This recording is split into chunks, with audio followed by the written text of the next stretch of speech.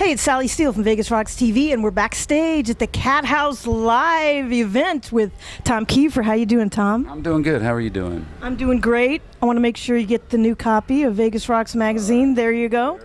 There it is. We just played Vegas last night, by the way. I heard it was packed. I heard it was great. You know, I mean, so many people fighting to get in there, but I can testify to the fact that Vegas rocks because we were just there last night. all right. Well, that's great. Everybody wanted to see you, that's for sure.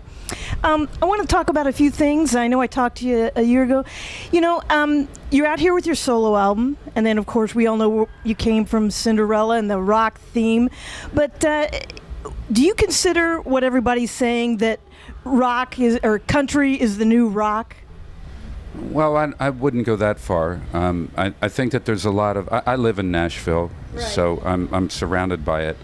I think that I see a lot of influence fashion-wise and some of the intensity of the 80s rock, a lot of those styles, and, you know, some of the production elements and stuff on the records. I see some of that stuff being incorporated into country records these days and country live shows.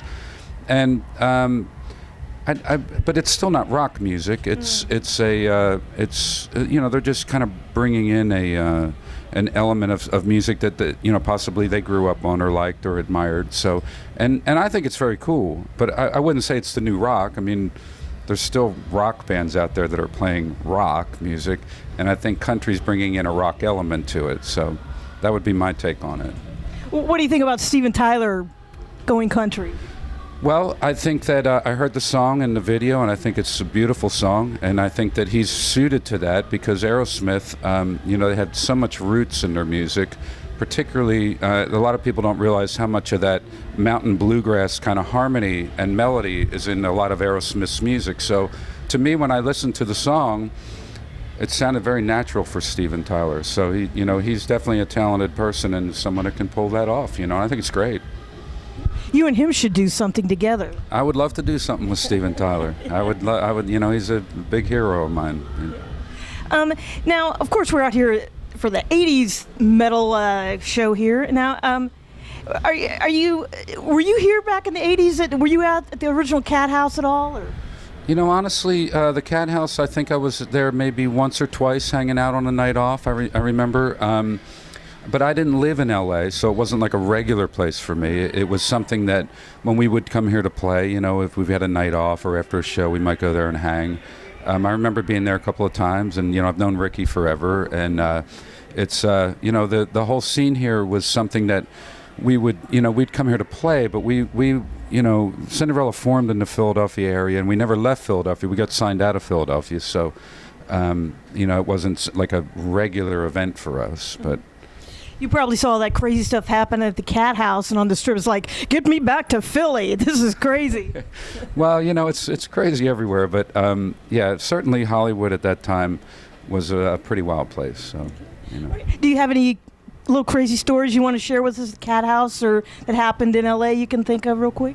Not that I can think of off the top of my head. I don't, you know, you Probably. always get asked that and then you just draw a blank because just over 30 years, there's been so much crazy shit. It's hard to starts to become normal for us. What about with Ricky? Did you guys go out and party a lot back in the day? Once in a while, yeah, we did one here and there.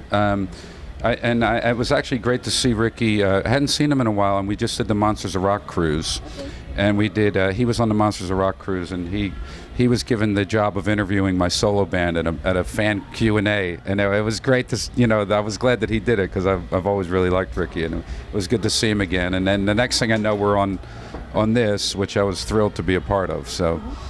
Well, that's great, and you know, we're glad to have you out here and in Vegas and touring. What do you want people to know most about your record to go out and buy your new CD?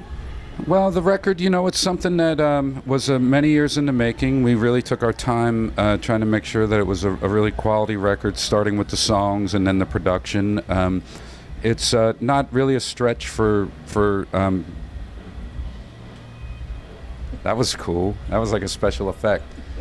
Do the strobe. Come on, Gene. No, I don't think these will strobe. So it, you know, it's something that, in terms of the sound of it, is really picks up where Long Cold Winter and Heartbreak Station left off. You know, me being the lead singer and well, I wrote all the songs in Cinderella, and I did most of the guitar work too. So there's a sound that's me, that was part of Cinderella, that's not something I can really run from, or nor do I want to, because it's me. So the solo stuff is very similar to that sound that people are used to hearing from me. And it's a record that I'm very proud of, and we worked a long time. I worked with my wife on it, Savannah.